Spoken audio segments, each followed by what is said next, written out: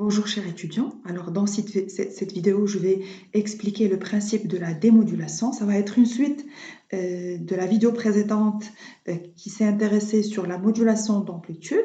Maintenant on va faire la démodulation. La démodulation c'est quoi? Bien sûr, si vous vous rappelez très bien, on avait un signal basse fréquence x de t qu'on souhaite envoyer, par exemple, à des distances très grandes via une antenne, on ne peut pas faire cette opération-là. Du coup, on a besoin d'un signal porteuse, P de T. Ce signal porteuse, c'est un signal haute fréquence. Alors, le signal obtenu en sortie de modulateur s'intitulait S de T. Maintenant, ce signal S de T, si je l'ai envoyé d'un émetteur via le récepteur, bien sûr via une antenne ou bien un autre type de canal de propagation, dans ce cas-là, une fois arrivé, j'ai besoin de le démoduler. Ça veut dire que j'ai besoin d'extraire mon signal X de T. Parce que la sortie S de T, elle va contenir la porteuse. Cette porteuse-là, elle a porté le signal soit sur son amplitude dans la modulation AM ou bien sur sa fréquence pour la modulation FM ou bien sur sa phase dans la modulation PM. Maintenant, qu'est-ce qu'il faut faire? On a besoin d'extraire notre signal utile qui est un signal basse fréquence, le signal X de T. Alors, comment se déroule cette opération-là? Tout simplement, il y a plusieurs méthodes de démodulation d'amplitude. On va en traiter deux dans cette vidéo. D'abord, la modulation la plus reconnue et aussi côté la moins chère, c'est la démodulation à détection d'enveloppe. Ce type de démodulation s'effectue facilement et rapidement grâce à une diode et quelques composants passifs comme résistance et capacité. Alors, le déroulement de la démodulation à détection d'enveloppe, elle se fait en deux étapes. Je peux dire aussi trois si je souhaite séparer les deux premières. Donc, d'abord, il y a la détection d'enveloppe. Ensuite, il y a l'élimination de la porte. Ça, c'est la première étape que je peux départager en deux. Puis, il y a la deuxième étape qui est l'élimination de la composante continue. On va voir en détail ces différentes étapes. Alors, premièrement, concernant la première étape qui est la détection d'enveloppe et l'élimination de la porteuse, comme si vous vous rappelez, alors ça, c'était un signal qui a été modulé avec une modulation à double bande latérale avec porteuse. D'accord? Vous pouvez retourner à la vidéo précédente pour voir ce type de modulation, étant donné qu'on a ici un taux de modulation qu'on peut varier. Alors, une fois je vais détecter mon enveloppe et j'élimine la porteuse de signal haute fréquence, voilà le signal obtenu. Et finalement, après la deuxième étape, on va filtrer la composante continue et on peut finalement obtenir notre signal X de T, le signal basse fréquence, d'accord, à une constante de près. Alors, on va donner ici le schéma électrique global du circuit de démodulation. Donc, il est comme suit, comme je viens de le préciser. On n'a besoin que d'une diode, bien sûr, et quelques éléments passifs, résistance, capacité. Alors, d'abord, à ce niveau-là, la diode, qu'est-ce qu'elle va effectuer? On va obtenir un redressement mono-alternance, d'accord? Alors, bien sûr, j'ai oublié d'insister sur une chose très importante, que ce type de démodulation, il ne peut être appliqué que pour la modulation à double bande latérale à porteuse, avec porteuse, ça veut dire que je ne peux pas l'appliquer. Donc ici, j'ai écrit à porteuse supprimée, il ne peut être appliqué. Ça veut dire je ne peux l'appliquer que pour la modulation à double bande latérale avec porteuse. D'accord? Aussi, bien sûr, je ne peux pas démoduler un signal si j'ai un taux de modulation qui est supérieur à 1 et ça, on l'a déjà vu auparavant dans la vidéo précédente. Alors, comme j'ai dit, le schéma synoptique, il est constitué de quoi? D'abord, on a notre diode, d'accord? La diode qui va jouer, c'est la détection d'enveloppe d'une façon générale. Donc, il va redresser. On va avoir que l'alternance positive de notre signal modulé. Ensuite, ici, on a un filtre passe-bas qui va filtrer et qui va éliminer. Il va éliminer la porteuse, d'accord? Et il va garder que le signal utile. Et bien sûr, ici, un filtre passo qui va garder, il va éliminer la composante continue. D'accord? Alors, on va vraiment détailler par la suite les 3 étapes que je viens de citer tout de suite. D'abord, il y a la première qui est détection d'enveloppe et élimination de la porteuse, qui elle est partagée aussi en 2 parties, d'accord? Il y a la détection de l'enveloppe grâce à la diode, puis l'élimination de la porteuse grâce au filtre RC, d'accord? Ça, c'est la première opération. Alors, remarquez avec moi, la détection d'enveloppe, elle se fait grâce à la petite diode. Ça, c'est la première opération. Si on va essayer de voir, c'est une diode de redressement. On a un redressement simple alternance, d'accord? La diode, elle va bloquer les alternances négatives. Alors, vous pouvez remarquer, si je vous dis que c'est le signal d'entrée de mon démodulateur, d'accord, dans ce type de démodulation, donc vous pouvez remarquer, j'avais ici la diode, je vais vous dire que là, je vais avoir mon signal UMV, c'est un signal qui a été modulé en amplitude avec une modulation à double bande latérale avec porteuse. Alors, ça, c'est le signal obtenu, d'accord? Alors, à la sortie de ma diode, d'une façon générale, qu'est-ce que je vais trouver? Je vais trouver tout simplement que l'alternance positive. Donc, vous pouvez remarquer que l'alternance négative, elle a été éliminée, d'accord, à cause de ma diode. Très, très bien. Alors, par la suite, une fois j'ajoute la capacité pour construire mon filtre, c'est un filtre comme je viens de le mentionner passe-bas, il va garder que le signal basse fréquence X de T et il va éliminer les fréquences hautes de la porteuse. Alors, cette opération-là, tout simplement, mais j'insiste, c'est le choix de la résistance et de la capacité de mon filtre, il est très, très important. Alors, voyons voir le signal de sortie. Donc, après, remarquez ça, c'est le signal qui a été redressé avec la diode, d'accord? Ce qui est en rouge. Mais ce que j'ai ici en vert, le signal vert, c'est la sortie de mon filtre passe-bas. D'accord? Étant donné que le choix de la résistance et de la capacité, c'est un choix primordial, il est très important. D'accord? C'est très important d'avoir un taux qui doit être compris entre les deux périodes, soit la période du signal modulant ou bien la période de la porteuse. Alors, vous pouvez remarquer dans ce schéma-là, si on prend l'exemple de petit schéma, je vais le mettre ici en rouge, voilà. C'est ce signal-là. Si je suppose dans ce cas-là que j'ai un taux qui est égal approximativement à la période de la porteuse, dans ce cas-là, donc là, dans la charge et la décharge de la capacité, vous pouvez le remarquer, ça, ce signal, le signal obtenu, il est différent de mon signal X de T parce que le principe de la démodulation, tout simplement, c'est de retrouver en sortie du démodulateur le signal basse fréquence. D'accord? Qu'on a au départ, on a modulé. D'accord? C'est le signal utile, c'est le signal qui contient l'information. Donc, le choix de RC est très important. Normalement, la condition qui doit être obligatoirement respectée pour avoir une bonne démodulation, il faut absolument que mon taux doit être compris entre la période du signal utile, d'accord, le signal modulant X de T et la période de la porteuse.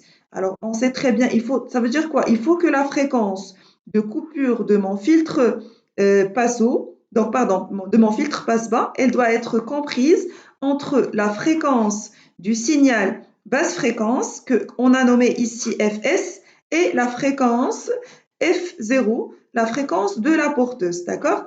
F0, c'est la fréquence de la porteuse, et Fs, c'est la fréquence de X de T du signal basse fréquence pour avoir une bonne détection d'enveloppe, d'accord? Alors ici, je vais vous montrer quelques exemples. Alors voici la condition, d'accord? Absolument, il faut que RC doit être compris entre 1 sur 2 pi Fm. Fm, c'est la fréquence de X de T, d'accord? Et F0, c'est la fréquence de la porteuse, pardon, P de T. Alors ici, j'ai nommé Fs, je peux dire c'est Fm, c'est pareil. Donc le plus important, c'est que je dois avoir mon taux qui doit être compris entre les deux. Alors voyons voir ici un exemple donc de quelques cas particuliers. Qu'est-ce qui va se passer si, par exemple, le taux est égal à Ts? Alors, le taux, c'est R fois C, résistance fois capacité, est égal à Ts. Ts, c'est quoi? C'est la période du signal basse fréquence. Alors, remarquez avec moi le signal obtenu. Alors, vous pouvez remarquer, ça, c'est le signal de sortie de mon démodulateur, qui est différent, bien sûr, à mon signal X de T. Alors, pareil, qu'est-ce qui se passe si j'ai un taux qui est égal à TP.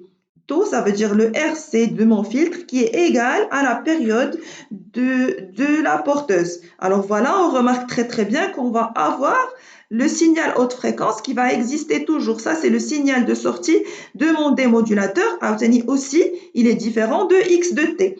Par contre, si la condition elle est bien respectée, si on a un taux, le RC, il est compris entre la période, vraiment quand je dis très supérieur et très inférieur, le taux est très supérieur par rapport à TP, très supérieur par rapport à la période du signal utile X de T, et aussi il est très inférieur à la période du signal de la porteuse. Dans ce cas-là, alors j'ai inversé. D'une façon générale, on sait très bien que la fréquence doit être comprise entre la fréquence FM et F0. Alors, qu'est-ce que je vais obtenir? Voilà le signal obtenu. Et ça, c'est exactement mon signal à un coefficient près, mon signal X de T. Très bien. Alors, passons maintenant à la dernière étape. C'est quoi? La dernière étape, c'est l'élimination de la composante continue. Alors, tout simplement, comme vous le savez, on a ajouté un filtre maintenant pour éliminer la composante continue. On a ajouté un filtre Passo. D'accord? Alors, ici, on a une capacité et une résistance. Donc, c'est un filtre passif. Vous pouvez remarquer la différence. Donc, une fois que j'ai éliminé la composante continue, parce qu'avant, on a obtenu un signal avec une composante continue, donc X de T plus une composante continue à 0. Alors, une fois la composante continue, elle est éliminée, on va obtenir notre signal qui est centré par rapport à 0. Alors, si je suppose ça, c'est l'origine, d'accord? Alors, voici notre signal qu'on a nommé ici U' de T. C'est le signal numéro 1. Ça, c'est U' de T, d'accord? Voilà le U' de T, d'accord? Et là, c'est le U de prime de T, c'est ce signal-là, d'accord? On remarque qu'on a bien éliminé notre composante continue. Ça, c'est le U', d'accord? Ça, c'est U de prime, pardon, de T. Alors maintenant, on va passer à un autre type de démodulation qui est la démodulation cohérente ou synchrone. Alors, ce que je peux dire sur ce type de démodulation, parce que comme je l'ai précisé tout à l'heure, la démodulation à détection d'enveloppe, on ne peut pas démoduler un signal qui a été modulé avec une modulation à double bande latérale à porteuse supprimée. Ça veut dire comment on peut démoduler ce type de signaux. Tout simplement, on peut utiliser la démodulation cohérente ou qu'on appelle aussi la démodulation synchrone. C'est un type de démodulation que je peux utiliser pour les deux, soit pour la modulation à double bande latérale à porteuse supprimée et aussi je peux l'utiliser pour un signal qui a été modulé avec une modulation double bande latérale avec porteuse, soit avec porteuse ou sans porteuse, je peux démoduler ce signal-là. Alors, le principe, il est simple. Tout simplement, je vais prendre mon signal. Le signal SR de T, c'est quoi? C'est la sortie du modulateur. Pardon. Alors, je suppose que j'ai mon signal qui a été modulé, d'accord? Ça veut dire quoi? J'ai une modulation, donc voilà. Ça, c'est mon signal X de T. Ça, c'est le signal de la porteuse P de T. Je vais avoir en sortie S de T. Alors, ce signal-là, il va être transporté, par exemple, par une antenne. Il a été reçu. Donc, une fois reçu, ce signal-là, j'ai besoin de le démoduler. D'accord? Alors, ce signal-là, à l'entrée du démodulateur, qu'on va nommer SR de T. Alors, de base, ce signal-là, c'est un signal modulé. D'accord? Comme on a expliqué, soit une modulation à double bande latérale ou bien modulation double bande latérale, pardon, avec porteuse ou bien sans porteuse. Très bien. Le principe est très simple. Tout simplement, on va aussi utiliser un multiplieur, comme la dernière fois. Un multiplieur avec un coefficient K. Tout simplement. Alors, la seule petite condition qui existe, ça c'est très important que d'avoir un signal porteuse avec la même fréquence que le signal porteuse qui a été utilisé dans la modulation. Ça veut dire quoi? Alors, si le signal porteuse qu'on a utilisé ici pour la modulation, il avait une amplitude A0 cosinus de pi F0t, c'est obligé que pour la démodulation, pour réussir cette démodulation, absolument, il faut avoir, par exemple, je suppose A0', l'amplitude, elle n'est pas importante, mais c'est très important d'avoir la même fréquence, cosinus de pi f0t. Donc, la même fréquence f0 que je vais utiliser ici pour la démodulation, c'est la même que j'ai utilisée là pour la modulation. Ça, c'est très important. Alors, tout simplement, pour effectuer une démodulation synchrone, je vais prendre mon signal qui a été modulé, d'accord, et transporté. C'est ce signal-là, je l'ai envoyé vers le récepteur, bien sûr, et tout simplement, je vais le multiplier avec un multiplieur coefficient K avec la même fréquence, et la sortie de ce multiplieur, je vais utiliser un filtre, ça c'est un filtre passe-bas, et voilà, un filtre passe-bas. D'accord? Et je vais obtenir mon signal de sortie qui est approximativement égal à un coefficient près. C'est mon signal de base, c'est le x de t avec un coefficient près. Ça veut dire, on va voir tout à l'heure, il va être multiplié par un coefficient. Donc, je peux facilement, s'il est atténué, je peux facilement l'amplifier et vice-versa. Alors, ça, c'est le signal modulé. Alors, ça, comme je viens de le préciser, ça, c'est le signal SR de t, c'est quoi? Tout simplement, c'est la sortie, c'est le signal modulé, d'accord? C'est la sortie du modulateur qui a été transmis via un canal quelconque. Lorsque je dis quelconque, ça veut dire il peut être un canal filaire ou sans fil. Je peux utiliser une antenne, un guide d'onde, un câble coaxial, une ligne bifilaire, donc peu importe le canal de propagation. Donc, il a reçu par le récepteur. Bien sûr, c'est sûr, il va être amplifié parce qu'on sait très très bien que toujours, à la fin de chaque chaîne d'émission, on a un amplificateur et le début de chaque chaîne de réception, on a un amplificateur. Ça, c'est très important. Probablement aussi filtré contre le bruit et translaté par un mélangeur dans le domaine de la fréquence intermédiaire porteuse. Donc, d'une façon générale, voici le signal SR de T. Alors, si vous vous rappelez, c'est exactement les deux expressions qu'on a trouvées la dernière fois. Alors ça, c'est une modulation à double bande latérale sans porteuse. Alors, si vous vous rappelez, je fais un petit rappel. Qu'est-ce qu'on avait dit? On a dit une modulation à double bande latérale sans porteuse, c'est quoi? Tout simplement, c'est un multiplieur avec un coefficient K. J'ai en entrée mon signal basse fréquence X de T. L'autre entrée, c'est mon signal haute fréquence P de T. Et en sortie, qu'est-ce que je vais trouver? Je vais trouver mon signal S de T, la sortie du modulateur, qui est égal à quoi? Qui est égal à K, X de T, P de T. Alors là, si je suppose que mon P de T s'écrit sous la forme de A0 cosinus de pi F0T, donc ici, je vais avoir K A0 X de T cosinus de pi F0T. Et c'est exactement ce que vous avez ici. Alors, bien sûr, on a supposé le E de T. Alors, si vous vous rappelez aussi, qu'est-ce qu'on avait dit? On a supposé que le X de T, c'est quoi? C'est tout simplement A fois E de T. On a gardé la valeur maximale. On a supposé que la valeur absolue maximale que je peux obtenir avec ce signal-là, c'est 1.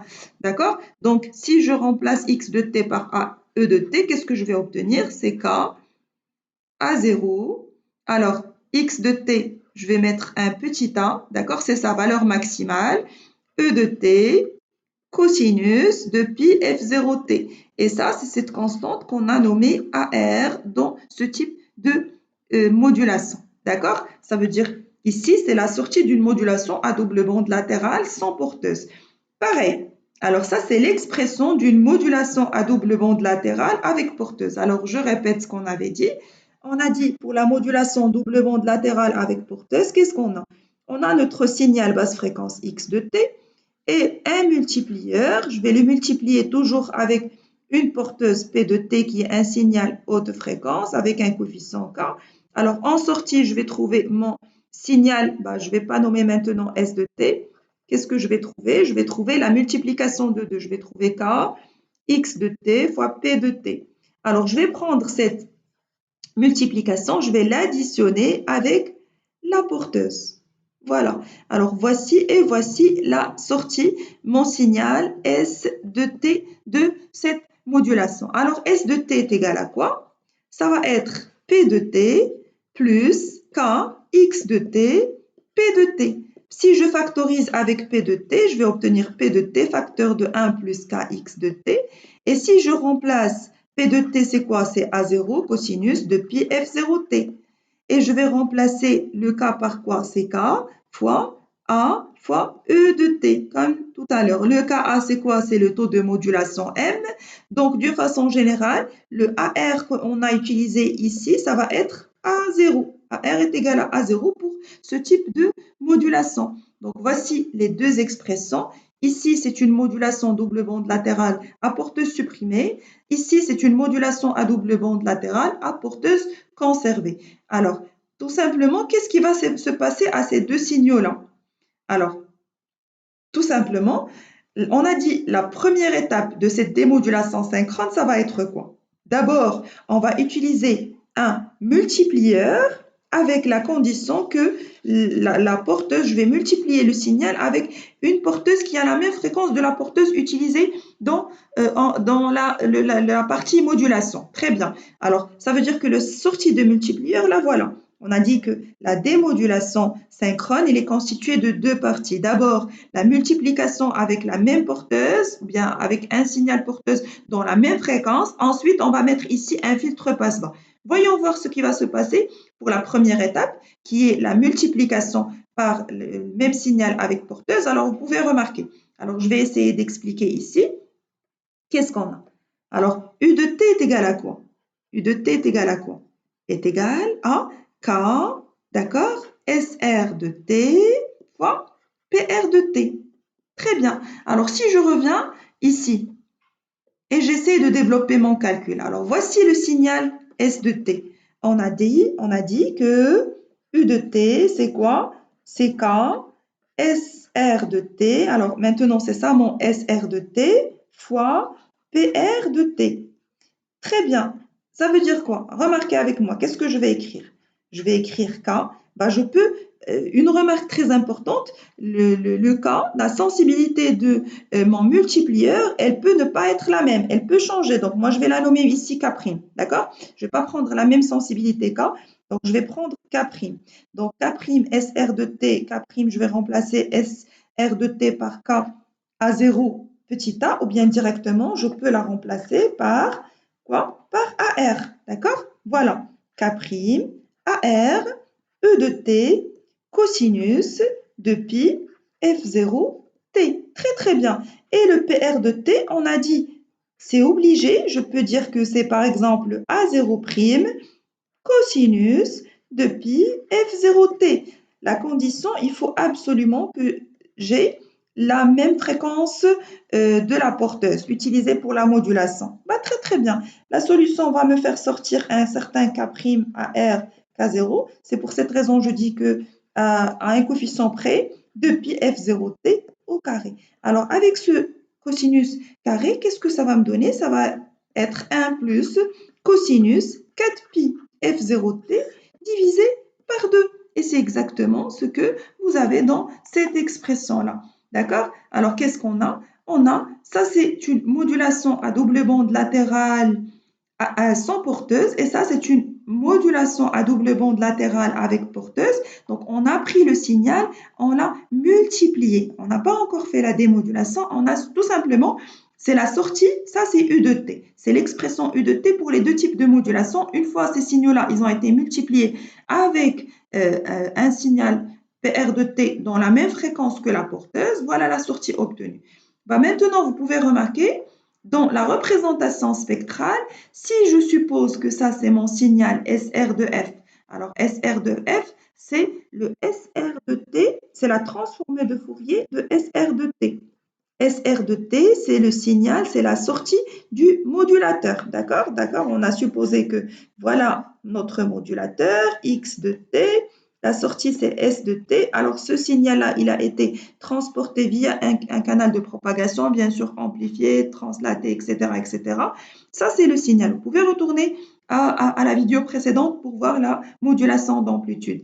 Alors, ce signal-là, une fois je vais le démoduler, voilà la sortie d'une démodulation synchrone. D'accord?